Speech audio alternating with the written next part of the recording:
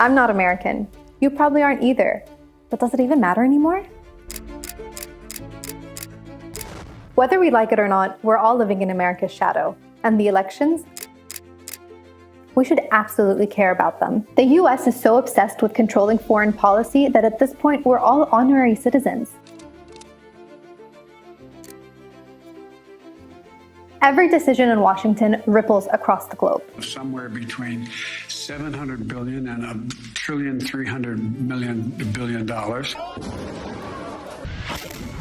Influencing oil markets, trade, and local conflicts. And the irony, most of us don't even have a say on the decisions that impact our lives.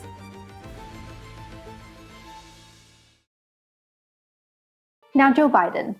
He's not running for a second term. And is anyone really surprised? His mental fitness has been a topic of conversation for a while. Watching him struggle through speeches and public appearances is uncomfortable. And honestly, it's bordering on elderly abuse. Person eligible for what I've been able to do with the COVID, with dealing with everything we have to do with, look, if... He's 81 years old, well beyond the age of making daily high-impact decisions that affect an entire country. And after enough pressure from, well, everyone, Joe Biden's been sidelined and Kamala Harris is now the face of the Democratic ticket. And I mean, Harris showing up like this, it almost feels like she fell out of a coconut tree. But that shift sparked a bigger conversation. Who's really in charge? If it's not Joe Biden calling all the shots, then who is? And honestly, has any president in recent history actually been running the show? Or are they a well-dressed figurehead for a much larger system? To understand who's truly in charge, follow the money. Politicians aren't out here fighting for the everyday citizen. They're working for their donors and lobbyists who fund their campaigns. This goes beyond big pharma, big oil, and the military-industrial complex, even though they're all key players. The influence extends into foreign governments, and that's where it gets really interesting. Take Israel, for example, and its primary lobbying group, AIPAC, the American Israel Public Affairs Committee. AIPAC has been described as one of the most powerful lobbying organizations in Washington. In the last few years alone, they've spent millions influencing U.S. foreign policy. In 2022, their super PAC spent close to $30 million on pro-Israel candidates during the midterms.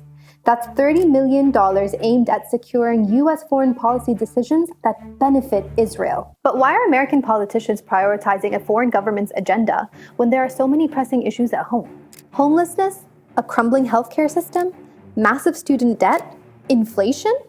Meanwhile, the U.S. has sent $150 billion in aid to Israel since 1948 and $17.9 billion to Israel since October 7th. The influence of foreign lobbyists like AIPAC isn't an accident.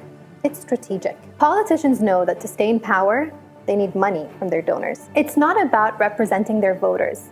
It's about securing their financial backers. And it doesn't matter if they're Democrats or Republicans. Both sides are bought and paid for. They'll vote against their own constituents' interests if it means they're going to get that donor money flowing. Donor money flowing. Donor money. Donor money. When money alone isn't enough, other methods come into play, like blackmail. Enter Jeffrey Epstein. Jeffrey Epstein wasn't just a high society figure hosting scandalous parties.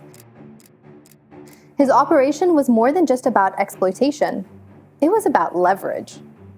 Many believe Epstein was working with the Mossad, Israel's intelligence agency, using his connections to entrap and blackmail powerful people, from politicians to celebrities to billionaires. Politicians who couldn't be bought could still be controlled through coercion. And the list of people connected to Epstein? It's a long one. Remember Bill Clinton? He flew on Jeffrey Epstein's private jet 26 times. 26! This was more than just about rubbing shoulders with the elite. Epstein's operation involved gathering damaging information, specifically using underage girls, and using it as leverage for power. It's an ugly and disturbing reality that shows us just how deep this rot goes. Politicians who might have stood against foreign influence or corporate interests, well, once they're compromised, they no longer have a choice. So what do we have here? A system where politicians, either through blackmail or bribery, are acting on behalf of anyone but the people. This is why American politics seem so broken. Because they are. Voters don't matter when the real players are writing the checks. It's not a democracy. It's an oligarchy. And this isn't speculation. It's backed by cold, hard numbers. And now the US is failing. The infrastructure is crumbling. Social safety nets are falling apart. And yet politicians are more interested in foreign policy and military action than fixing the problems back home. That it's neglecting its own citizens. But that's exactly how the system's designed. It's not incompetence, it's intentional. This isn't the end of the story though. In the next episode, we're gonna peel back the layers of the military-industrial complex. Endless wars, billions in defense contracts, and how a select few are profiting off of conflict. Stay tuned. It gets deeper and darker.